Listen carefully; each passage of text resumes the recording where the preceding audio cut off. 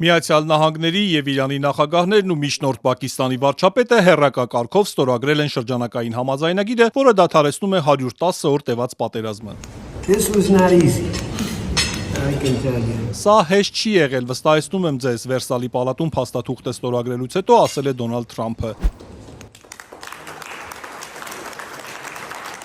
Շվեյցարիայի արտգործնախարարությունը հաստատել է, որ միջնորդներ Պակիստանի եւ Կատարի մասնակցությամբ ԱՄՆ եւ Իրանի միջև բանակցությունները կշարունակվեն վաղը Բուրգենշտոկ հանգստավայրում։ Թեհրանն էլ հայտարարել է, որ բանակցությունների նոր փուլի հարցը դեռ քննարկվում է, իսկ Շվեյցարիայում ստորագրման պաշտոնական արարողություն տեղի չի ունենա, ինչպես հաղորդվել էր։ Իսկ ինչ է ենթադրում 14 կետից բաղկացած հուշագիրը։ Դրանով պատերազմն անհապաղ դադարեցվում է բոլոր ճակատներում, այդ թվում Լիբանանում։ Կողմերը պարտավորվում են հաջորդ 60 օրում շարունակել բանակցությունները վերջնական համաձայնության հասնելու համար։ Այս ժամկետը կարող է երկարաձգվել փոխադարձ համաձայնությամբ։ Ըստ հուշագրի ԱՄՆ-ն 30 օրում վերացնում է Իրանի ծովային շրջափակումը, Իրանը վերաբացում է Հորմուզը եւ 60-օրյա բանակցությունների ընթացքում գումար չի գանձում նեղուցով անցնելու համար։ ԱՄՆ-ն տարածաշրջանի գործընկերների հետ ստեղծում է $300 միլիարդ հիմնադրամ Իրանի վերակառուցման եւ տնտեսական զարգացման համար։ Իրանի դեմ բոլոր պատժամիջոցները հանվում են, Իրանն էլ պարտավորվում է միջուկային զենք չստեղծել, հարստացված ուրանն էլ ոչնչացնել ԱՄՆ-ի օգնությամբ։ Իրանի արտգործնախարարության խոսնակ Էսմայիլ Բաղային ասել է, որ միջուկային ծրագրի հարցն այս փուլում չի քննարկվելու։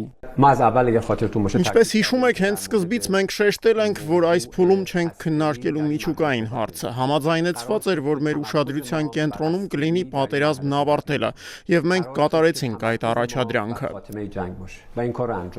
Իրանի գլխավոր բանակցող Մոհամմադ Բաղեր Ղալիբաֆն իր հերթին հայտարարել է, որ Թեհրանը դեռ չի վստահում Վաշինգտոնին եւ ՄԱՏ-ը ձգանի վրա է պահում։ Եվ եթե թշնամին չհասկանա տրամաբանության լեզուն, մենք կրկին կդիմենք ուժի լեզվին։ Ֆարս հեռուստաալիքին տված հարցազրույցում ասել է նա։ Խորհրդարանի խոսնակը պնդել է, որ Իրանն ինքնիշխան իրավունք ունի Հորմուզի նկատմամբ։ Ու եթե նախկինում Թեհրանը պնդում էր, որ նեղուցով անցնելու համար վճար կգանձի, ապա Ղալիբաֆը հայտարարել է, որ բանակցություններից հետո նեղուցով անցնելու սպասարկման համար վճար կգանձի։ Ըստ նրա, բանակցությունների արդյունքում Իրանը ստացել է այն, ինչ ցանկանում էր։ Տեսեք, այն ամենը, ինչ մենք ուզում էինք ստանալ ռազմական գործողությունների միջոցով, մենք դրանից մի քանի անգամ ավելին ստացանք բանակցությունների միջոցով։ ԱՄՆ պաշտպանության նախարար Փիթ Հեքսեթը հայտարարել է, որ ԱՄՆ-ն պատրաստ կլինի վերսկսել ռազմական գործողությունները եւ վերականգնել Իրանի ծովային շրջափակումը, եթե Թեհրանը չկատարի իր պարտավորությունները։ Երեկ էլ Դոնալդ Թրամփն էր սպառնացել վերսկսել հարվածները, եթե Իրանը խախտի պայմանավորվածությունները։ Մենք նրանց գրողի ծոցը կուղարկենք ռմբակոծություններով, եթե խախտեն համաձայնագիրը։ Ես չեմ ցանկանում, որ դա տեղի ունենա։ Ուզում եմ, որ նրանք հարգեն համաձայնագիրը, Ֆրանսիայում մեծ յոթնյակի գագաթնաժողովի ժամանակ հայտարարել էր նա։ Չնայած ստորագրված համաձայնագրին, լիբանանյան լրատվամիջոցները հայտնում են, որ Իսրայելի բանակը շարունակում է հարվածները երկրի հարավին, կա առնվազն 1 զոհ, 2 վիրավոր։ Իրանի արտգործնախարարությունը հայտարարել է, որ եթե Իսրայելը շարունակի մնալ Լիբանանում, դա համաձայնագրի խախտում կհամարվի։